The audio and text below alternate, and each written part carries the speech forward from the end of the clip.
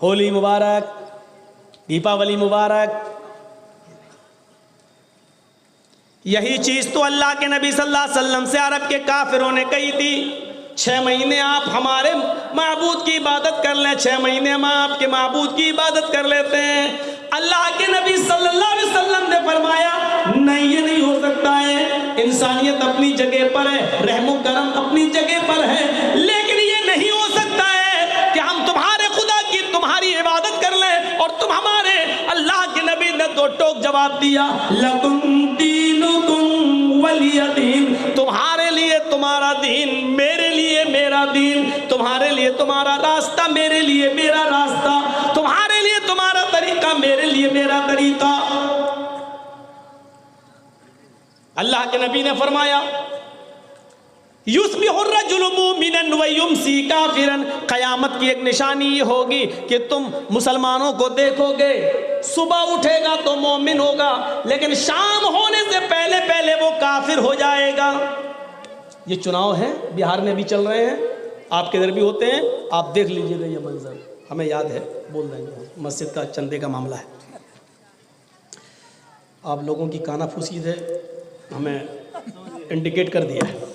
तो मेरे भाइयों सुनिए, ये बहुत कीमती बात बतला रहा हूं मैं। आदमी सुबह मोमिन होगा, अल्लाह के नबी ने फरमाया क़यामत की निशानी है, युस्बिहुर रजुलु मोमिनन, सुबह मोमिन होगा लेकिन शाम होने से पहले पहले वो काफिर हो जाएगा। हैं? ऐसा कैसे?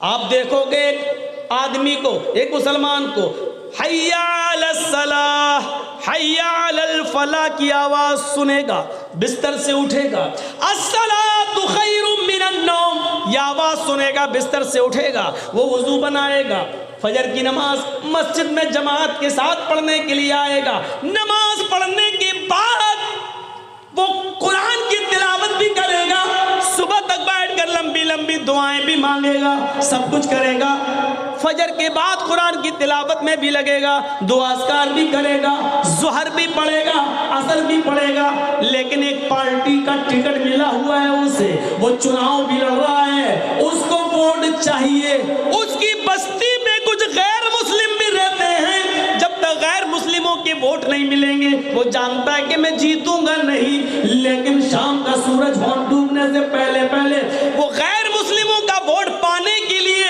उनके मंदिर में चला जाता है, टीका लगा लेता है, मूर्ति के ऊपर फूल और माला भी चढ़ा देता है, इसलिए कि मुझे इनके वोट मिल जाएं, गैर मुस्लिमों का वोट मिल गया तो हम जीत जाएंगे। जब उसने सिंदूर माथे पे टीका लगा लिया, अंदर घुसकर मूर्ति के ऊपर हार या फूल या माला डाल दिया, अल्लाह के नबी की यह हदीस अपना काम कर गई, युस्बिहुर रजुलु मोमिनन व युमसी काफिरन, सुबह उठेगा मोमिन होगा, शाम का सूरज डूबने से पहले पहले वो काफिर हो जाएगा। काफिर होने की वजह भी बता दी, यबीउ दीनहु बिइरज़िन मिनद दुनिया, वो दुनिया के चंद सिक्कों के लिए अपना दीन बेच देगा, वो दुनिया के चंद सिक्कों के लिए, दुनिया के चंद टुकड़ों में वो अपने दीन की नीलामी कर देगा, अपने दीन को बेच देगा। ये चीज है। मौलवी जर्जीस क्यों चुनाव नहीं लड़ता है? क्या जर्जीस साहब चुनाव लड़ नहीं सकते? या मुझे पार्टियों की तरफ से ऑफर नहीं आते हैं? लेकिन चुनाव इसलिए नहीं लड़ता कि सबसे ज़्यादा झूठ इसी में बोलना पड़ता है। पार्टी ने जो किया नहीं है वो भी कहना पड़ता है कि हाँ किया है।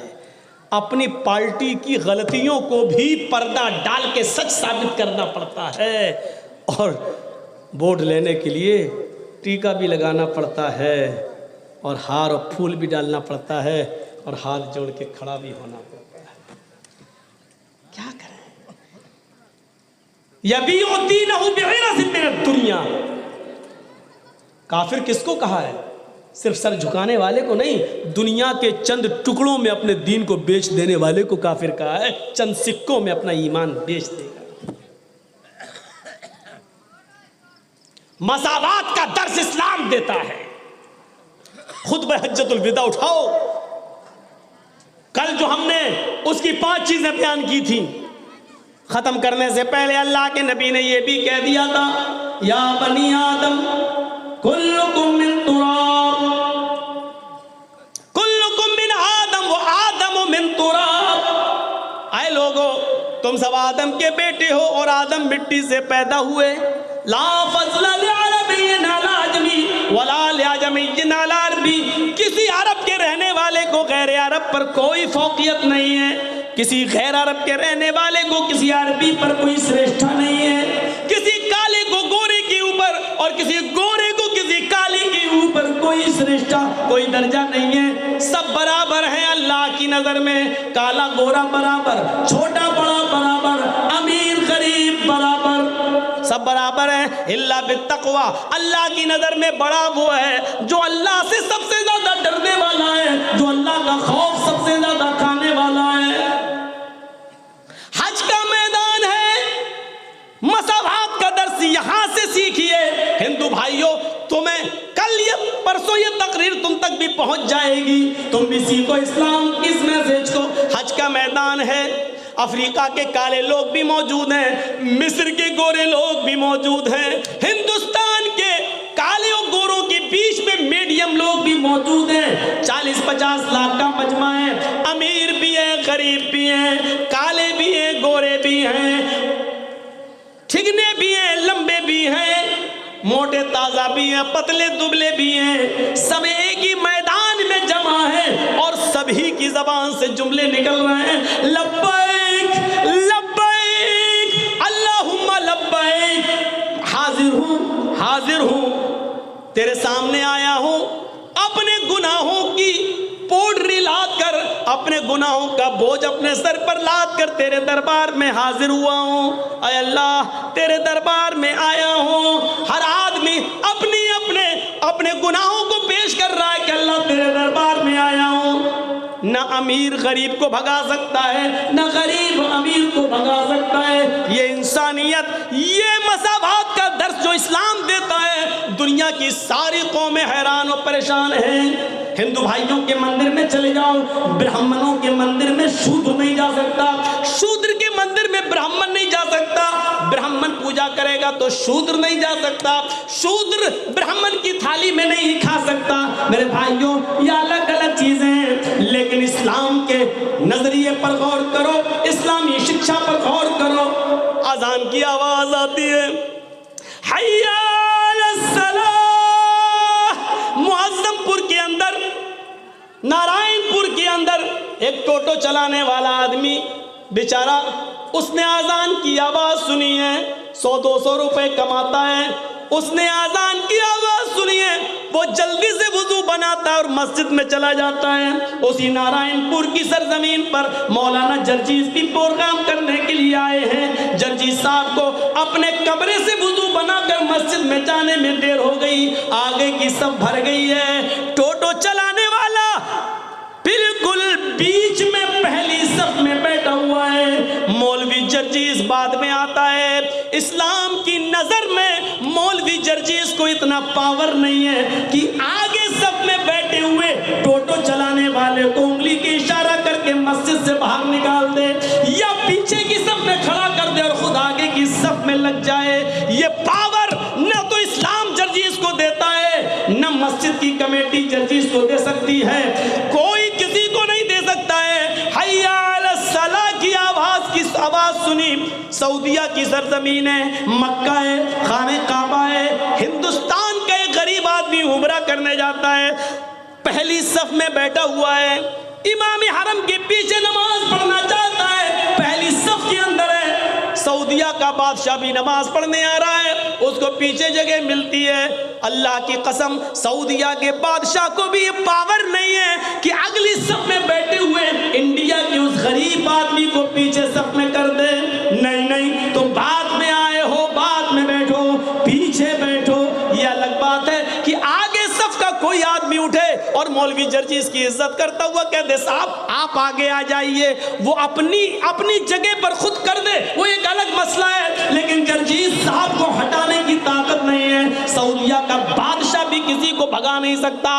अगली सफ के किसी गरीब आदमी, रिक्शा चलाने वाले और टैक्सी ड्राइवर को भी सऊदिया का बादशाह अगली सफ से हटा नहीं सकता है। ये पावर उसको किसने दिया है? उस गरीब इंसान को ये दिया है इस्लाम ने। ये किसने दिया है? ये दिया है जनाब मोहम्मद रसूलुल्लाह ने। ये किसने दिया है? ये दिया है कुरान की तालीम ने। ये है मसावात, ये है इस्लाम। इसलिए दुनिया के हर आदमी को इसे कबूल करना चाहिए, क्योंकि इसको ये सबके लिए है। हमें इन चीज़ों पर गौर करना चाहिए। जब मस्जिद से कोई हमें नहीं हटा सकता, ताकत नहीं है किसी के अंदर, पावर ही नहीं है किसी को हासिल, ये मसावात का दर्स कौन दे रहा है? इस्लाम दे रहा है। मेरे भाइयों, 12:08 हो रहे हैं, तकरीर अभी हमारी ख़त्म नहीं हुई है।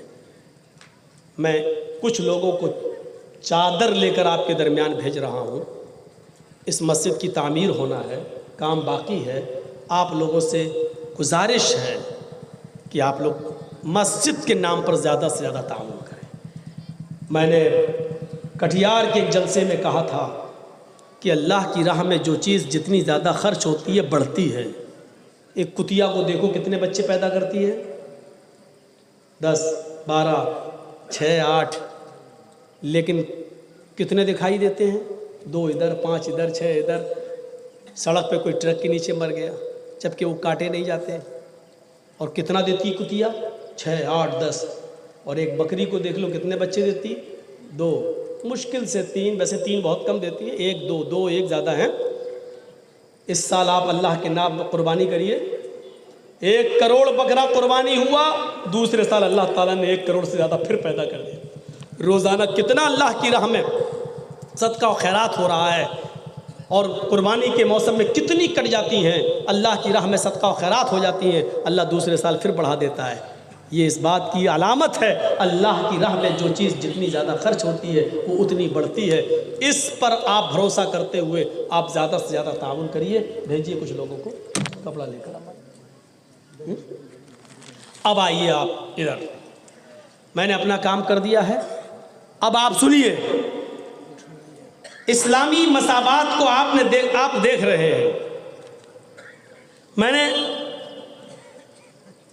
इतनी बेहतरीन ये मिसाल दी है कि मस्जिद से कोई किसी को नहीं भगा सकता। अच्छा, इस्लामी कुछ कवानीन ऐसे हैं जो हमारी समझ में नहीं आते हैं। आइए, अब यहाँ से आपको कुछ चीज़ें नई मालूम होंगी। अब जब तक बैठिएगा 15 मिनट, 20 मिनट, आधा घंटा, जितना भी मैं आपका टाइम ले लूँ, यहाँ से मैं टर्न कर रहा हूँ जो आपके लिए ये नई चीज़ें होंगी। ज़रा सुनिएगा। बहुत से काम ऐसे हैं कि आप कहते हैं कि अरे यार इसमें क्या फ़ायदा है। यकीनन हमें उसको समझ में नहीं आता है, लेकिन फिर भी हमें मानना है। मसलन वज़ू बनाते हैं जब हम, तो नाक में पानी डालते हैं। देखा जाए तो इसका क्या फ़ायदा है? नाक में पानी डालने की क्या तुक है?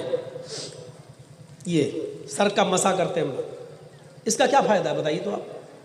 सर धो तो नहीं रहे हैं, मिट्टी लगी है, गंदगी लगी तो धो तो नहीं रहे ना, ऐसे कर रहे हैं हम लोग। क्या तुक है इसका? हमारी समझ में नहीं आता। ये कान की उंगली डाल के ऐसे कर रहे हैं, क्या है ये? हमारी समझ में नहीं आता है। मोज़ों पर मसा किया जाता है, मोज़ों पर मसा। ये पैर है ना, आप वज़ू बनाएंगे तो ऐसे करेंगे, ये 5 उंगली तर करके ऐसे करेंगे आप ये। जबकि अक्ल ये कहती है कि हम ज़मीन पर चलते हैं तो मिट्टी या गंदगी नीचे लगती है यहाँ, तो कायदे से अगर हाथ फेरना ही है तो नीचे फेरना चाहिए ऐसे। लेकिन नीचे फेरने का हुक्म नहीं दिया अल्लाह के रसूल ने। कहाँ दिया? क्यों दिया? गंदगी तो नीचे लग रही है, बज़ाहिर हमारी समझ में नहीं आ रहा है। एक मर्द को परमिशन है कि वो 4 बीवी रख सकता है, शादी कर सकता है, बशर्त ये कि अदल कर सके, इंसाफ कर सके चारों के साथ तो। लेकिन एक औरत को इजाज़त नहीं है। हम अपनी अक्ली तौर पर उसकी कितनी भी ताबीरें कर लें कि ये वजह, लेकिन अक्ल इसको तस्लीम नहीं कर रही है कि एक मर्द 4 रख सकता है, 4, एक औरत क्यों नहीं? लेकिन फिर भी हमें इस्लाम के अहकाम को फॉलो करना है। हमारी अक्ल इतनी बड़ी नहीं है कि हम अल्लाह और उसके रसूल की तालीमात को पूरी तरीके से समझ सकें। कल जब मेराज का जिक्र किया जाता था तो क्या कोई समझता था? अल्लाह के रसूल रात ही रात हो आए, बैतुल मक़दिस भी हो आए हैं, जन्नत जहन्नम भी देख आए। उस जमाने के लोग ताज्जुब करते थे, ऐसा कैसे हो सकता है? लेकिन आज के इस दौर में हवाई जहाज की इजाद ने बता दिया है कि जब बादलों से भी 35-36 हज़ार फीट ऊपर जब जहाज उड़ सकता है तो मोहम्मद रसूलुल्लाह मेराज पे क्यों नहीं जा सकते? आज ये चीज दूर नहीं रह गई।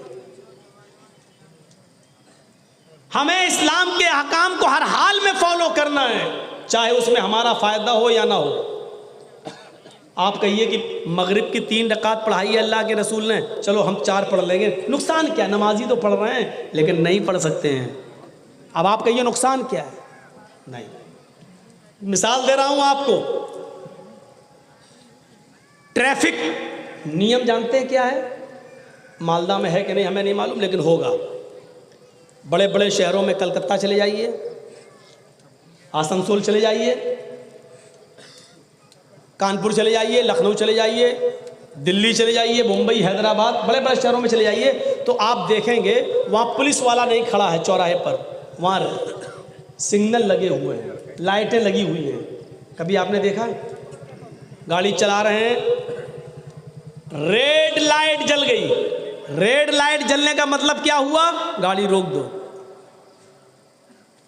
और जैसी ग्रीन हुई गाड़ी चल दी, चलाओ। अब मैं आपसे पूछता हूं और आपको जवाब देना पड़ेगा। देखता हूं सो तो नहीं गए आप। हम जा रहे हैं, अचानक रेड लाइट हो गई चौराहे पर, इसका मतलब क्या है? गाड़ी को रोक लो। और कब तक रोकेंगे? जब तक वो लाइट हरी ग्रीन ना हो जाए। ग्रीन का मतलब चलो। अब ये बताइए कि ये नियम क्यों बनाया गया है? आप कहेंगे ताकि एक्सीडेंट ना हो। यही तो वजह है ना, हमारे फायदे ही के लिए तो बनाया गया है, ताकि हम इस कानून को फॉलो करें और हमारा फायदा हो, हमारा एक्सीडेंट ना हो, एक्सीडेंट से बच जाए। इसीलिए तो ये कानून बनाया गया है ना। कानून बनाने का मकसद यही है ना। चलिए, हम गाड़ी अकेले चला रहे हैं और अचानक रेड लाइट हो गई, हमने गाड़ी रोक दी, लेकिन सामने से तो कोई गाड़ी नहीं आ रही है, तो हम क्या रेड लाइट सिग्नल को तोड़ सकते हैं? नहीं तोड़ सकते। क्यों नहीं तोड़ सकते? क्योंकि नियम है, जब तक हरी नहीं बत्ती जलेगी, ग्रीन नहीं, तब तक आप नहीं चलेंगे। और हमने अगर वो कानून तोड़ दिया, रेड सिग्नल को तोड़कर आगे बढ़े तो आगे पुलिस पकड़ लेगी। वरना हमारे शहर जहां हम रह रहे हैं इस वक्त, लखनऊ में तो ये सिस्टम है कि आपकी गाड़ियों को बैंक अकाउंट से जोड़ दिया गया है। बैंक अकाउंट से आपने जैसे सिग्नल तोड़ा, आपके अकाउंट से चालान का पैसा कट गया। 500 रुपये, 600 रुपये, 800 रुपये, 1000 रुपया ऑटोमेटिक कट गया। क्यों? सिग्नल लगा हुआ है और उसमें सब कुछ है, CCTV कैमरा लगा हुआ है। आपने जैसी रेड सिग्नल तोड़ा, पैसा कट गया। अब पुलिस वाला आपको पकड़ ले, आप कहिए साहब कोई गाड़ी नहीं आ रही थी इसलिए हमने, तो क्या हुआ? अरे एक्सीडेंट हो जाता। अरे कैसे होता एक्सीडेंट? कोई गाड़ी नहीं आ रही थी, ना आगे से, ना पीछे से, ना सामने से, कहीं से गाड़ी नहीं आ रही थी इसलिए हमने आगे बढ़ा दिया। रेड सिग्नल था ना, हाँ, तो फिर क्यों नहीं रुके? चालान लग जाएगा, जुर्माना लग जाएगा। आप कितना ही कहिए हमें कोई खतरा नहीं था इसलिए आगे बढ़ गए। जिन चीज़ों से अल्लाह ताला ने हमें रोका है, आप चाहे कितना कहिए कि इससे हमें कोई नुकसान नहीं है, लेकिन हमें रुकना पड़ेगा। हमें उस कानून को फॉलो करना पड़ेगा जो बताया है जनाबे मोहम्मद रसूलुल्लाह सल्लल्लाहु अलैहि वसल्लम ने। फरमाया कि जिन चीज़ों का अल्लाह ने हुक्म दिया उनको करो और जिन चीज़ों से रोका उससे रुक जाओ। कुंतुम खैरा उम्मतिन उखरिजत लिन्नास तअमुरूना बिल मारूफ व तनहौना अनिल मुनकर। तुम में बेहतर मोमिनो, तुम एक बेहतरीन जमात हो, इसलिए कि लोगों को नेकी का हुक्म देते हो, बुराइयों से रोकते हो। बुराई से हम रुक जाएं, चाहे उसको नुकसान। आप कहिए मौलाना साहब, हम एक बोतल शराब जब पूरी पी लेते हैं तब नशा आता है हमें, और हम अगर क्वार्टर पीते हैं तो नहीं आता है। तो क्वार्टर पीने में नुकसान क्या है जब हमें आ ही नहीं रहा नशा? नहीं, इस्लाम ने शराब से रोक दिया, हमें रुकना है। अब आप कहिए बिल्कुल उसी तरह, साहब सामने कोई गाड़ी नहीं आ रही, जब एक्सीडेंट हो ही नहीं सकता तो हमें रुकने से क्या फायदा, इसलिए हम आगे बढ़ गए।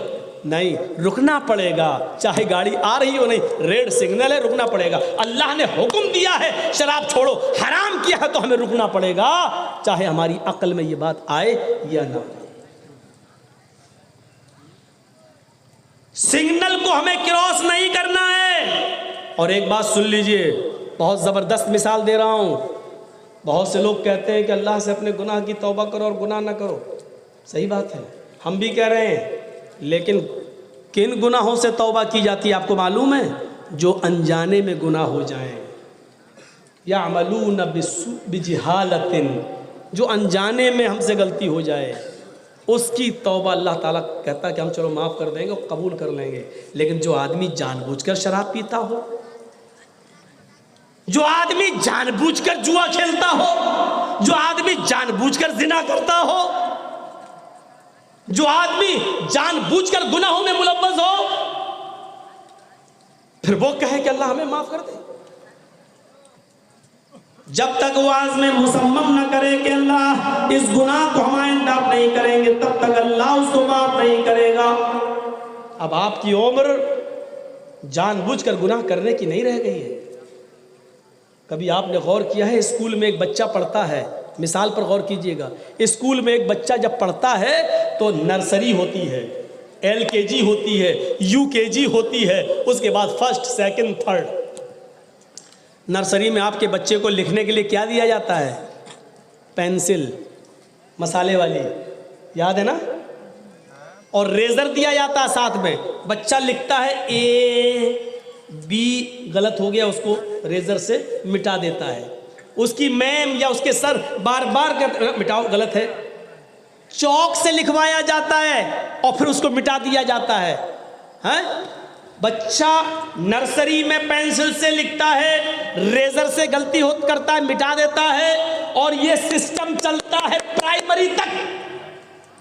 जब वो 6 क्लास में आ जाता है तो उस बच्चे को पेंसिल से नहीं बल्कि अब पेन दे दिया जाता है लिखने के लिए। क्यों? ये मैसेज दिया जाता है, बेटा अब तुम्हारी गलती करने की उम्र गुजर चुकी है। जब तुम गलती करते थे तो गलती मिटा दी जाती थी, तुम्हें सुधरने का चांस दिया जाता था, तुम्हारी गलती को नजरअंदाज कर दिया जाता था। अब तुम्हारे हाथ में पेन दे दिया गया है, अब गलती करोगे और गलत लिखोगे तो ये रेजर से मिटेगी नहीं, रेजर से ये मिटेगी नहीं। अब तुम समझदार हो चुके हो, अब तुम अपने हिसाब से ऐसे लिखना कि गलती ना हो, क्योंकि अब गलती करोगे तो ये गलती मिटेगी नहीं। मेरे भाइयों, अनजाने में गलती करोगे तो अल्लाह मिटा देगा, लेकिन जानबूझकर तुम गलती कर रहे हो, वो भी उस उम्र में जब तुम्हारी उम्र पेन से लिखने के लायक है। याद रखो, तुम पेन से लिख रहे हो, यानी तुम शराब जानबूझकर पियोगे तो ये गलती मिटेगी नहीं। जुआ जानबूझकर खेलोगे तो गलती मिटेगी नहीं। कैरम बोर्ड और क्रिकेट मैच बद कर पैसों की शर्त लगाकर खेलोगे तो ये गुनाह मिटेगा नहीं। याद रखना, इशा की नमाज के बाद लायानी बातों में, कैरम बोर्ड खेलने में और क्रिकेट मैच खेलने में पूरी रात गुजारोगे, ये गलती तुम्हारी मिटेगी नहीं। माँ बहने बेपर्दगी का मुजाहरा बड़ी होने के बाद और बालिग होने की बात करेगी तो ये गलती मिटेगी नहीं। और इसकी मिसाल अल्लाह के रसूल ने ये दी कि जब तुम्हारा बेटा 7 साल का हो जाए बच्चा, तो उसको नमाज पढ़ने का हुक्म दो, कभी पढ़ेगा कभी छोड़ेगा, कभी पढ़ेगा कभी छोड़ेगा, लेकिन उसकी आदत बनवाओ। लेकिन जब बच्चा 10 साल का हो, नमाज ना पढ़े तो मारो। यानी 7 साल से लेकर 10 साल तक बच्चे की गलती नजरअंदाज की जा सकती है। ये उसकी खेलने कूदने की उम्र है, इसमें अगर वो नमाज ना पढ़े तो नजरअंदाज किया जा सकता है। लेकिन लेकिन 10 साल के बाद गलती करे और नमाज ना पढ़े तो उसको मारो और मार मार के मस्जिद में ले जाओ। आप जानबूझ के शराब पी रहे हैं, 40 कोड़े के मुस्तहिक हैं। आप जानबूझकर जिना कर रहे हैं, शादीशुदा हैं तो रजम के हकदार हैं, पत्थरों से मार मार के आपकी जान ले ली जाएगी। और गैर शादीशुदा हैं तो 100 कोड़े मारे जाएंगे और 1 साल